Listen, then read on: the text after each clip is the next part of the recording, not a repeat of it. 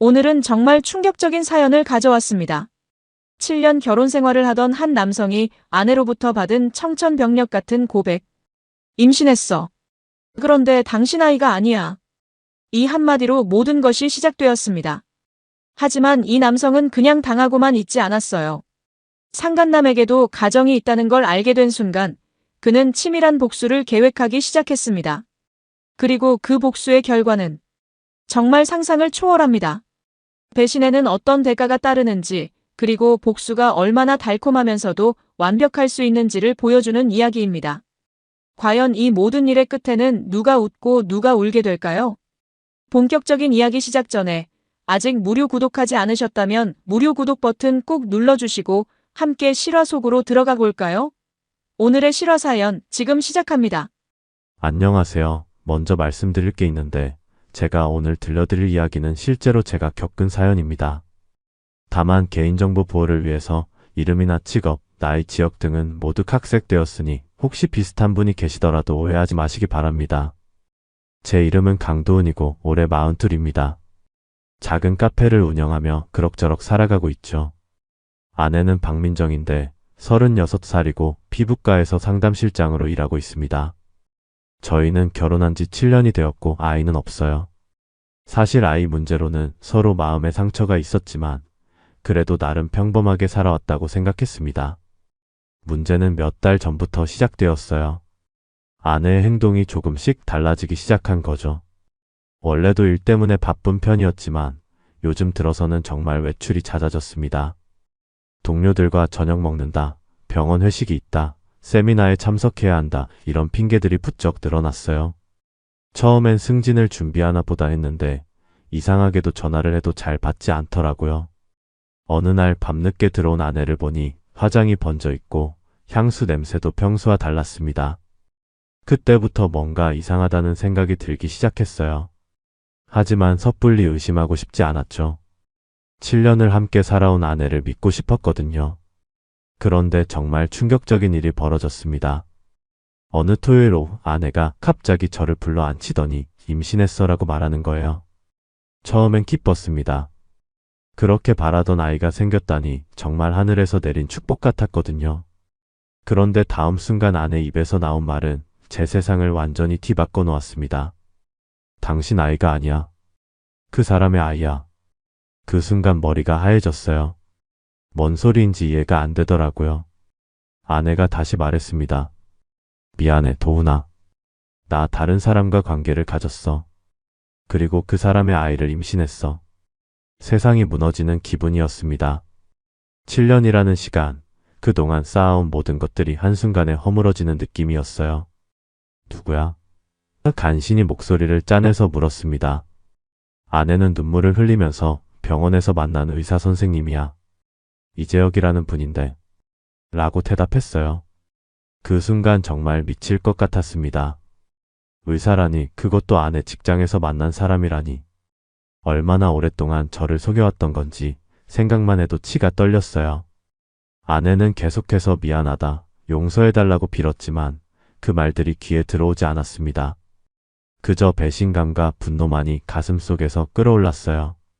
그런데 더 기가 막힌 건 아내가 그 사람이 아내와 헤어질 거라고 했어. 그럼 우리도 정리하자고 말하는 거였어요. 정말 뻔뻔하다고 생각했습니다. 그날 밤 잠을 한숨도 잘 수 없었어요. 머릿속에서는 온갖 생각들이 뒤엉켰습니다. 어떻게 해야 할지 정말 모르겠더라고요. 하지만 한 가지 확실한 건 이대로 당할 수는 없다는 거였어요. 7년을 함께 살아온 아내가 저를 이렇게 배신했는데 그냥 넘어갈 순 없었습니다. 다음 날부터 저는 조용히 증거를 모으기 시작했어요.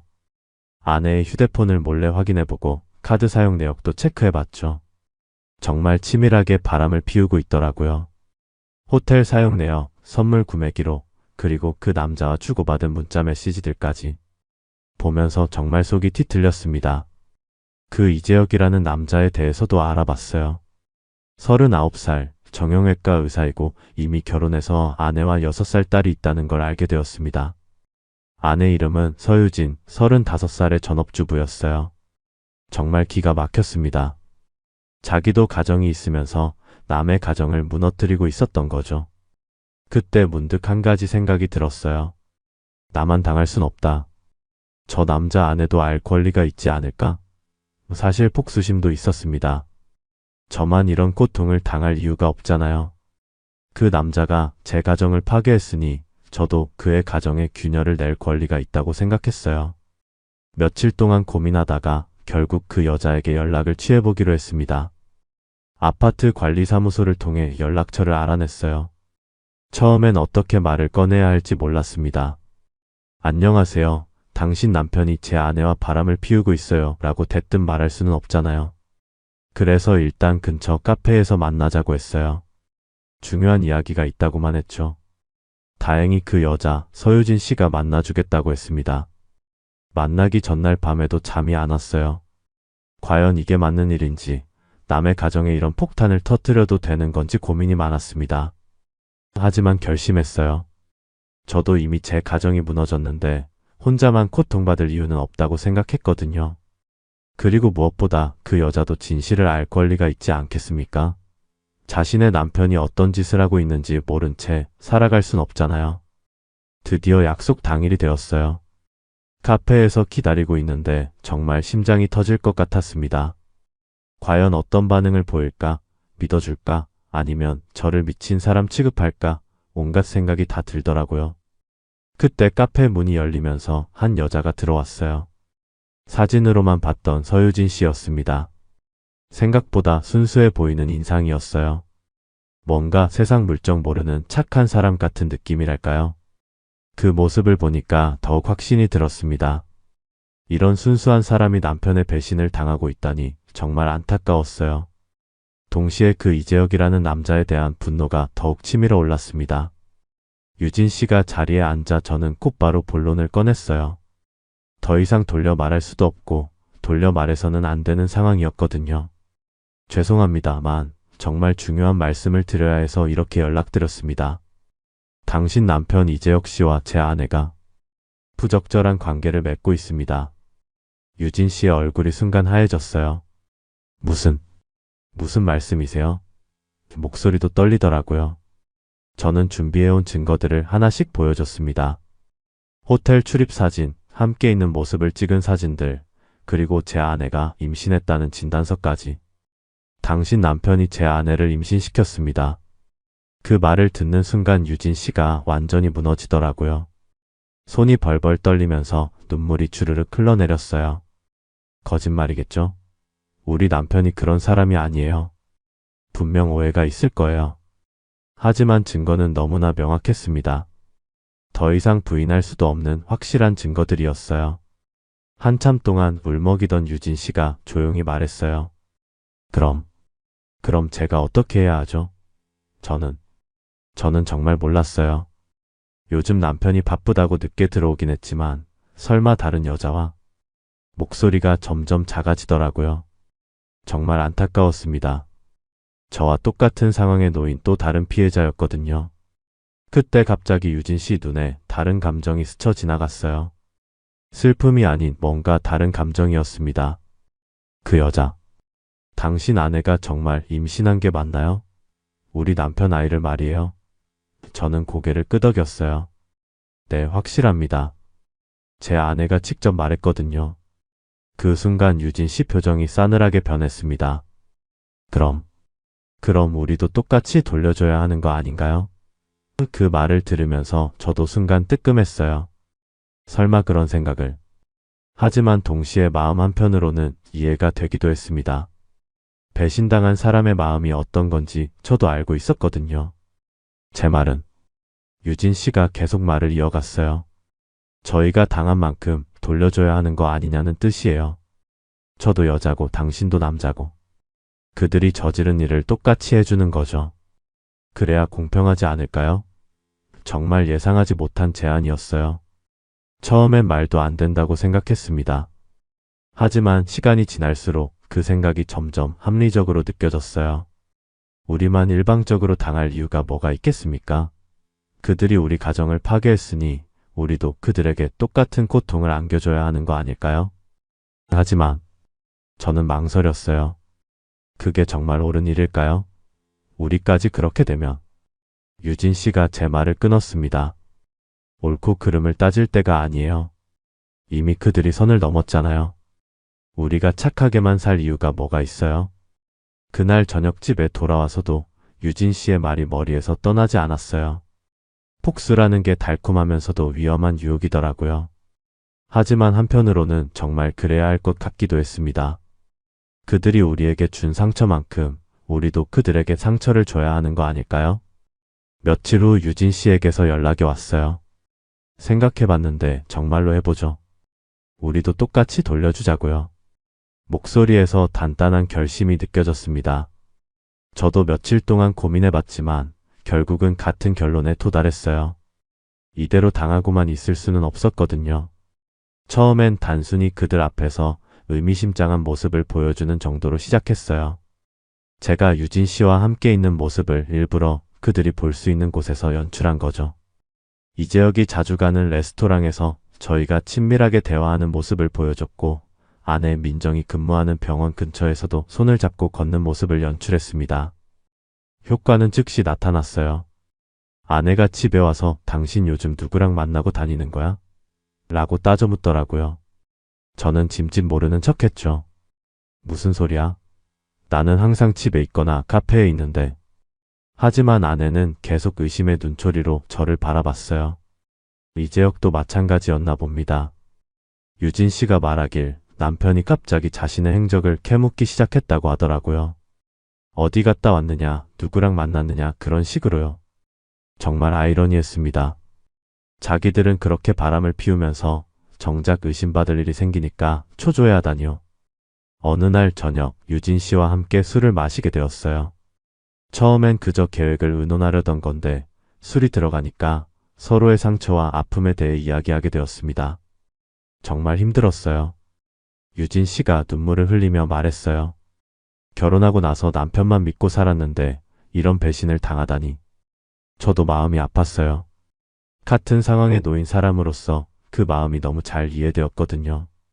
저도 마찬가지예요. 7년을 함께 살면서 이런 일이 벌어질 줄은 꿈에도 몰랐어요. 그러다 보니 자연스럽게 서로를 위로하게 되었고 어느새 가까워져 있었습니다. 그날 밤 정말 충동적으로 선을 넘게 되었어요. 술 때문인지 아니면 폭수심 때문인지 모르겠지만 어쨌든 저희는 관계를 맺게 되었습니다. 다음날 아침에 정신을 차리고 보니 정말 복잡한 기분이었어요. 이게 맞는 일인지 우리가 너무 멀리 간 건 아닌지. 하지만 이미 저질러진 일이었고 유진 씨도 별다른 후회는 없어 보였어요. 이제 정말로 똑같이 돌려준 거네요. 그렇게 말하는 유진 씨의 표정에는 뭔가 해방감 같은 게 느껴졌습니다. 저도 비슷한 감정이었어요. 드디어 복수를 한 것 같은 기분이었거든요. 그런데 몇 주 후에 더 놀라운 일이 벌어졌어요. 유진 씨가 임신했다는 거예요. 정말 예상하지 못한 상황이었습니다. 제 아내도 그 남자아이를 임신했고 이제 그 남자아내도 제 아이를 임신한 거죠. 정말 기막힌 우연의 일치였어요. 처음엔 당황스러웠지만 곧 이것도 운명이라고 생각했습니다. 정말로 완벽한 폭스가 이루어진 거잖아요. 이재혁과 민정이 이 사실을 알게 되면 어떤 반응을 보일지 상상만 해도 속이 시원했어요. 드디어 그들도 저희가 겪은 배신감과 충격을 똑같이 느끼게 될 테니까요. 한 달쯤 지나자 상황이 정말 재미있게 흘러가기 시작했어요. 아내 민정은 뱃속의 아이 때문에 이재혁을 더욱 조르기 시작했습니다. 언제 아내와 이혼할 거야?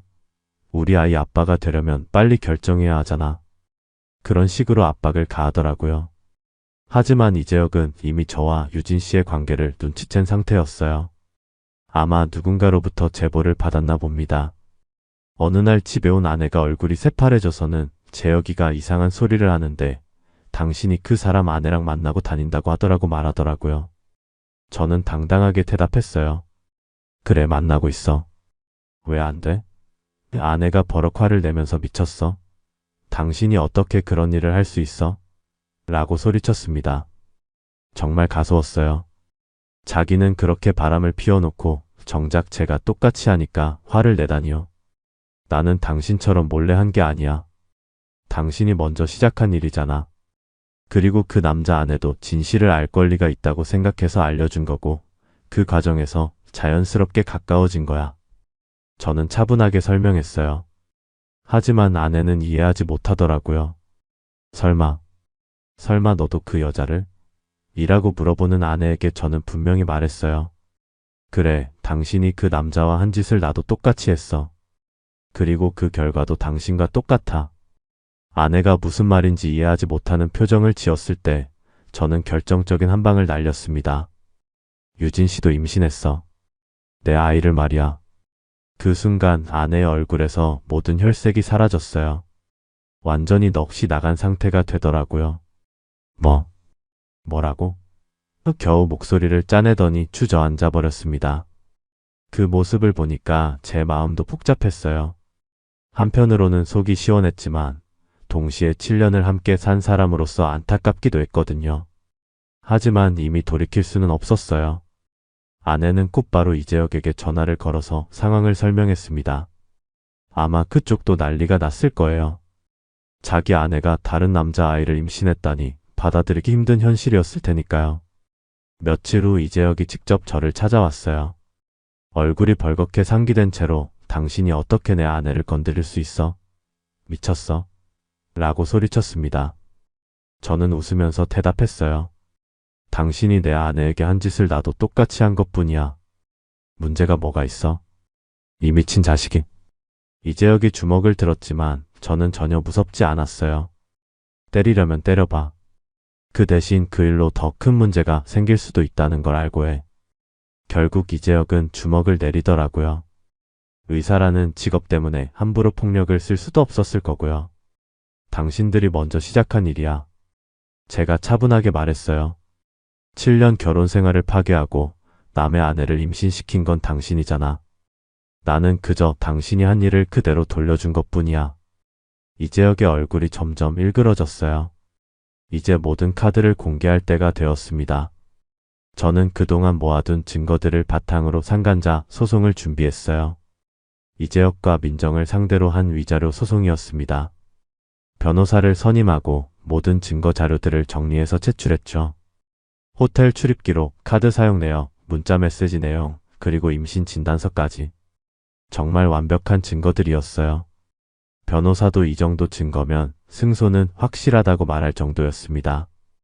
드디어 법적으로도 제대로 된 복수를 할 수 있게 된 거죠. 소장이 접수되자 이재혁과 민정 쪽에서 연락이 왔어요. 합의하자는 내용이었습니다. 하지만 저는 거절했어요. 이미 선을 넘어버린 상황에서 조용히 합의할 생각은 없었거든요. 법정에서 모든 걸 낱낱이 공개하고 싶었습니다. 첫 번째 재판날 법정에는 이재혁과 민정, 그리고 유진 씨까지 모두 참석했어요. 정말 기묘한 광경이었습니다. 불륜 당사자들과 그 배우자들이 모두 한자리에 모인 거니까요. 이재혁은 계속 유진 씨를 째려보고 있었고 민정은 고개를 떨구고 있었어요. 재판 과정에서 모든 사실들이 낱낱이 드러났습니다. 이재혁과 민정의 불륜 관계, 민정의 임신, 그리고 그에 대한 폭수로 이루어진 저와 유진 씨의 관계까지. 법정은 정말 조용했어요. 판사조차 이런 복잡한 사건은 처음 본다는 표정이었습니다. 이재혁 측 변호사가 피고 측도 동일한 행위를 저질렀으므로 위자료 청구권이 제한되어야 한다고 주장했지만 저희 변호사가 완벽하게 반박했어요. 원고의 행위는 피고들의 불륜에 대한 대응이었으며 시간적으로도 피고들의 행위가 먼저였다는 점에서 명확히 구분된다고 말했습니다. 결정적인 순간이 왔어요. 판사가 피고 이재혁과 박민정은 연대하여 원고에게 위자료 3천만 원을 지급하라고 판결을 내린 거예요. 그 순간 정말 속이 시원했습니다. 드디어 법적으로도 제가 옳다는 게 인정받은 거잖아요. 하지만 더 중요한 건 사회적 파장이었어요. 이재혁이 근무하는 병원에서도 이 사실이 알려지면서 큰 문제가 되었습니다. 의사라는 직업의 특성상 도덕성이 중요한데 기혼자가 환자의 보호자와 불륜을 저질렀다는 사실이 알려지니까 병원 이미지에도 타격이 갔어요. 민정도 마찬가지였습니다. 직장 동료들 사이에서 소문이 퍼지면서 정말 눈치를 보며 다녀야 하는 상황이 되었어요. 임신한 몸으로 이런 스캔들에 휘말리니까 정신적으로도 많이 힘들어하는 것 같았습니다. 무엇보다 두 사람 사이의 관계도 금이 가기 시작했어요. 서로에게 책임을 전가하면서 다투는 모습을 여러 번 목격했습니다. 내가 조심했어야지. 당신이 먼저 유혹했잖아. 이런 식으로 말이에요. 정말 보기 좋지 않았습니다. 판결이 확정된 후 이재혁이 다시 한번 저를 찾아왔어요. 이번엔 화가 아니라 절망에 찬 표정이었습니다. 제발 이것만은 조용히 넘어갈 수 없을까요? 제 병원도 망하게 생겼고 가정도 완전히 파탄났어요. 하지만 저는 단호하게 거절했어요. 당신이 제 가정을 파괴할 때는 생각 안 했나요? 이제 와서 용서를 구한다고 해서 달라질 건 없어요. 제 목소리는 차가웠습니다. 이미 돌이킬 수 없는 강을 건넌 후였거든요. 유진 씨의 임신 사실이 본격적으로 알려지자 이재혁은 정말 미친 사람처럼 변했어요. 어느 날 새벽에 제 카페 앞에서 기다리고 있다가 내가 당신을 가만두지 않겠어. 라고 협박하기도 했습니다. 하지만 이미 법적 절차도 끝난 상황에서 그런 협박이 무슨 소용이 있겠어요. 더 가관인 건 민정과의 관계였어요. 처음엔 서로 위로하며 우리가 힘을 합쳐서 이 상황을 극복해보자고 했던 것 같은데 시간이 지날수록 서로를 원망하기 시작하더라고요. 특히 이재혁은 내가 임신까지 해서 상황을 복잡하게 만들었다며 민정을 비난했어요. 민정도 가만히 있지 않았죠. 당신이 처음부터 확실하게 해주겠다고 했잖아요. 그런데 지금 와서 나한테만 책임을 떠넘기려고 해요. 라고 맞받아쳤습니다. 정말 보기 흉한 다툼이었어요. 서로 사랑한다고 남의 가정까지 파괴했던 사람들이 이제는 서로를 원망하고 있으니까요. 결정타는 유진 씨가 날렸어요. 어느 날 이재혁이 집에 찾아와서 당신이 감히 내 아내까지 건드렸어? 라고 소리를 질렀을 때 유진 씨가 정말 당당하게 대답한 거예요. 당신이 먼저 우리 가정을 짓밟았어요. 이건 운명 같은 벌이에요. 그 말을 들은 이재혁의 얼굴이 정말 볼만했어요. 자기가 한 짓이 고스란히 자신에게 돌아온 거니까 할 말이 없는 거죠. 그래도 넌 내 아내잖아. 라고 소리쳤지만 유진 씨는 냉정하게 말했어요. 아내라고 하지 마세요. 당신은 이미 제가 모르는 사이에 다른 여자의 남편이 되어 있었잖아요. 저는 이제 제 인생을 다시 시작할 거예요. 그러면서 이혼 서류를 내밀었어요. 이미 준비해둔 것 같았습니다. 이재혁은 완전히 패닉 상태가 되었어요. 아내는 이혼을 요구하고 불륜 상대인 민정은 자꾸 결혼을 재촉하고 병원에서는 징계 절차가 진행되고 법적으로는 거액의 위자료까지 지급해야 하는 상황. 정말 사면초가였죠. 그 와중에 민정도 점점 절망적인 상황에 빠져갔어요. 이재혁이 자신과의 결혼을 미루기 시작했거든요. 지금은 상황이 복잡해서 조금 기다려줘라는 식으로 말이에요. 하지만 민정도 바보가 아니었죠. 이재혁이 자신을 포기하려 한다는 걸 눈치챘어요. 어느 날 민정이 이재혁에게 정말로 나와 결혼할 생각이 있는 거야? 없는 거야? 라고 다그쳤을 때 이재혁이 정말 잔인한 말을 했어요. 솔직히 말하면 넌 그냥 재미있는 상대였어. 진짜 사랑은 아니었다고. 그 말을 들은 민정의 표정을 지금도 기억해요. 정말 세상이 무너지는 것 같은 얼굴이었거든요. 자신이 7년 결혼 생활을 버리고 선택한 남자로부터 그런 말을 듣는다는 게 얼마나 충격적이었을까요? 그로부터 몇 개월이 지났어요. 상황은 제가 예상했던 것보다도 더 극적으로 전개되었습니다. 민정은 결국 이재혁에게 완전히 버림받고 혼자 아이를 키우게 되었어요. 직장에서도 눈총을 받으며 다니다가 결국 사직하고 말았죠. 임신한 몸으로 새 직장을 구하는 것도 쉽지 않았고 설사 구한다 해도 곧 출산 휴가를 써야 하는 상황이었으니까 어느 회사에서도 반기지 않았어요. 결국 생활고에 시달리며 정말 힘들게 살고 있다는 소식을 들었습니다. 이재혁도 상황이 좋지 않았어요. 병원에서 결국 징계를 받아서 사실상 퇴출되다시피 했고 개인 병원을 차리려고 해도 이미 소문이 다 퍼진 상태라 환자들이 오지 않았어요.